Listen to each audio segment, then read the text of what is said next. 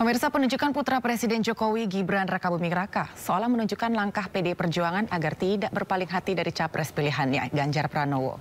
Dan pasalnya Gibran sempat menunjukkan kedekatan dengan capres Gerindra Prabowo Subianto yang berbuntut pemanggilannya oleh PDI Perjuangan. Seberapa besar peran Gibran bagi Ganjar di pemilu 2024 nanti? Untuk mengulasnya, pemirsa, sudah bersama kami di studio Direktur Pemberitaan MPI Bang Yadi Hendriana. Bang Yadi, halo. Ini sekarang udah mulai rame nih Bang. Udah mulai rame. Sebenarnya pertanyaan saya yang pertama gitu ya Bang ya, ini kan capres-capres lain belum punya jurkam-jurkam, berarti ini bisa dibilang GP ini curi start. Curi start ya. Ya, betul. Kalau menurut saya bukan curi start, emang ini udah strategi yang tepat dan strategi yang tepat karena untuk memaintain pemilu itu kan harus dimulai dari sekarang gitu kan. Kita Pilpres kan Februari, praktis tinggal berapa bulan lagi tuh.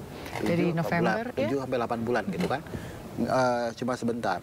Kemudian kita harus memahami bahwa gerakan anak muda itu tidak hanya di Indonesia. Gerakan anak muda itu terjadi di beberapa negara gitu kan.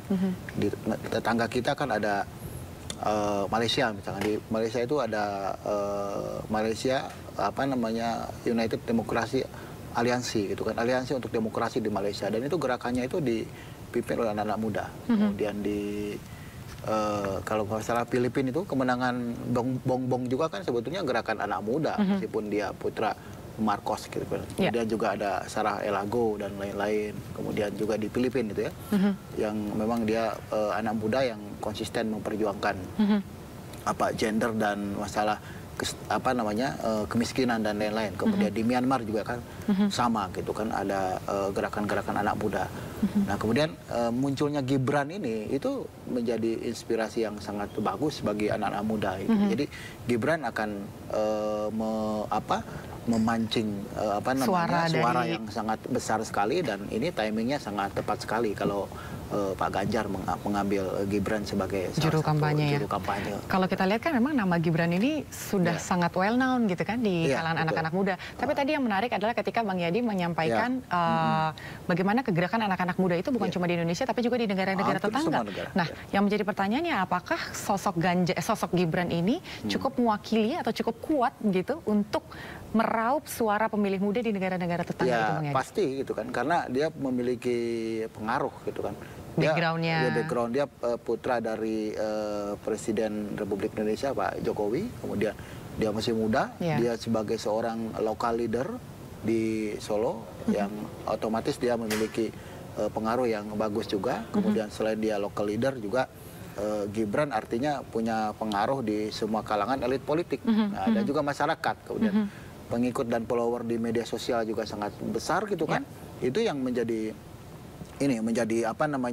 kekuatan seorang Gibran. Sebetulnya bukan hanya Gibran kan, semua anak-anak muda, ya ada artis lah, kemudian pokoknya yang famous gitu kan, yang selebritis dan lain-lain gitu kan. Nah, tapi harus ingat juga, meskipun anak muda itu sekarang dibutuhkan gitu kan. Kenapa dibutuhkan gitu kan? Karena di Indonesia itu jumlah total pemilih kan ada 187 juta orang. Gitu. Dari 187 juta orang itu sekitar 60% itu pemilih muda. Gitu kan. Pemilih muda artinya pemilih yang memang betul mereka itu yang baru melakukan pemilu, ikut pemilu sekarang, dan bahkan yang dulu juga ikut pemilu, artinya masih muda itu kan. Gitu kan. Kemudian ada pemilih perempuan juga di atas pemilih laki-laki ya, sekitar 51% gitu kan. Jadi lebih banyak pemilih perempuan. Nah, strategi ini harus dimanfaatkan oleh anak-anak muda. Apalagi tadi pemilih perempuannya 51%. Betul gitu kan. Cocok mengambil juru kampanyenya sosok laki-laki, Gibran pula. Ya betul, ya itu salah satu yang kecocokan gitu kan. Nah itu kemudian selain itu juga tentu ini harus dilihat itu adalah dalam komunikasi politik, istilah konten politik gitu kan, ada 3 hal yang harus dipahami gitu kan. Yang pertama itu adalah bagaimana konsistensi dengan substansi dan platform. Itu yang pertama itu. Substansi dan platform harus konsisten gitu kan. Substansi itu apa yang ingin disampaikan, kemudian platformnya di mana dan lain harus konsisten semua. Semua media mainstream, media sosial semua harus isi dengan kuasai gitu kan. Kemudian yang kedua itu ada replikasi. Replikasi dari apa? Ya replikasi dari calon pemimpin yang akan di-announce gitu kan. Dari kalau Pak Ganjar replikasi dari keberhasilan Pak Ganjar misalkan Jawa Tengah misalnya, karena dia lokal leader gitu kan. Karena pemimpin sebelum yang kompetitornya seperti Pak Anies juga akan sama, kemudian juga Pak Prabowo juga akan sama.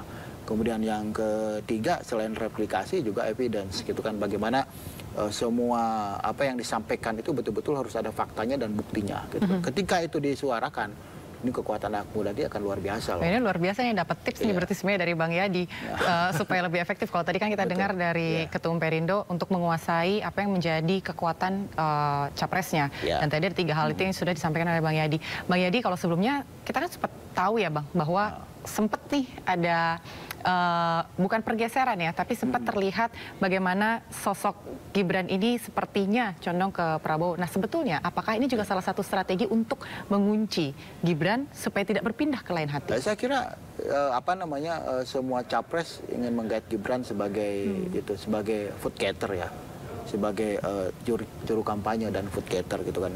Dan Prabowo bukan tidak mungkin kan Prabowo memiliki feeling untuk ambil dia kan kekuatan sebagai anak muda gitu kan. Dan cuma salah satunya gitu kan. Cuma kan secara struktural kan Gibran terikat oleh PDI Perjuangan, dan saya kira pilihan Gibran ke sini tepat secara struktural gitu kan. Artinya tidak akan ada konflik yang berkepanjangan juga, dan artinya Gibran udah pilihan yang tepat kalau saya Pak Ganjar. Gitu ya. Karena kan ada juga nih Bang Yadi gitu yang bersuara begitu kan kalau di akar rumput. Ini sepertinya mungkin PDI Perjuangan jedak-jeduk nih gitu, takut Gibrannya diambil sama Prabowo akhirnya dikunci gitu. Tapi ada juga yang mungkin beranggapan bahwa ya mengikut partai gitu kan. Ini kalau Bang Yadi justru melihatnya seperti apa nih Bang, kacamata? Ya melihatnya sih ini dari pilihan ideologis ya. Pilihan ideologis dan komitmen aja, konsistensi dan komitmen dari seorang yang anak muda yang memang dia pengen dia harus di sini nih posisi dia, dan sangat tepat sekali. Makanya itu karena apa? Karena saya lihat kompetensi Gibran sangat besar ya, PDIP nggak bisa kemudian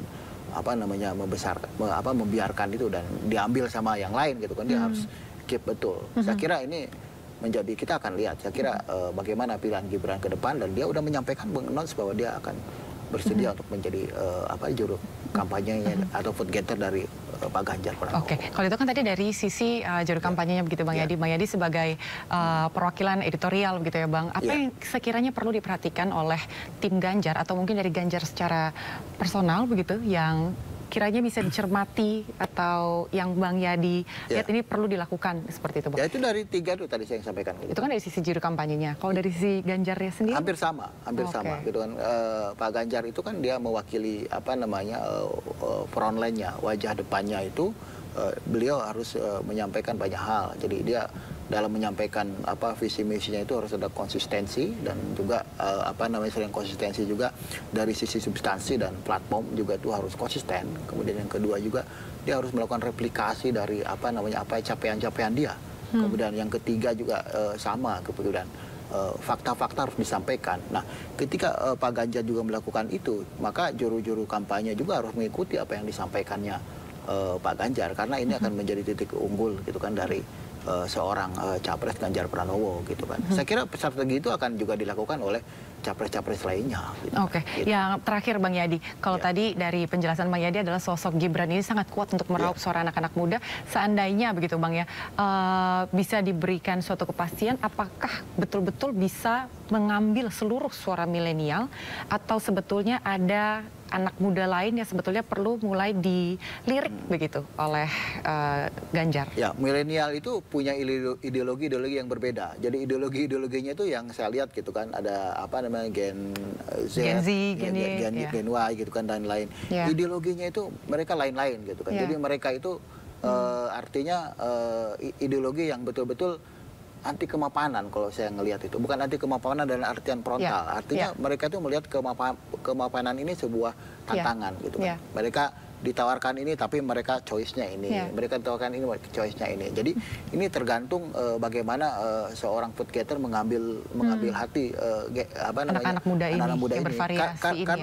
Karena kan mereka itu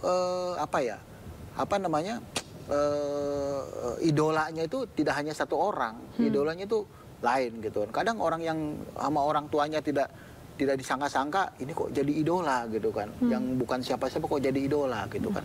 Nah sekarang dengan sosial media yang sangat besar, dengan memang anak-anak muda ada di situ semua, kita bisa melihat ideologinya, ideologi seperti apa anak-anak muda Indonesia itu. Ya mungkin salah satunya Gibran menjadi salah satu itu patronnya mereka gitu kan. Tapi bukan hanya Gibran kan, banyak sekali gitu kan. Misalkan Kaisang juga kan lain juga, misalkan putranya Pak Ganjar juga tadi disebutkan lain juga gitu kan. Misalkan putra-putranya anak-anak muda artis-artis juga kan banyak gitu kan. Berarti dalam hal ini sebenarnya kalau saya bisa simpulkan harus lebih peka juga ya untuk melihat siapa-siapa jadi sosok anak muda. Gitu kan. Banyak sekali segmennya yang bisa digarap. Berarti ini harus terbuka untuk semua kemungkinan. Baik, terima kasih sekali Bang Yedi Hendriana, selaku Direktur Pemberitaan MPI atas waktu sore ini. Makasih Bang Yedi.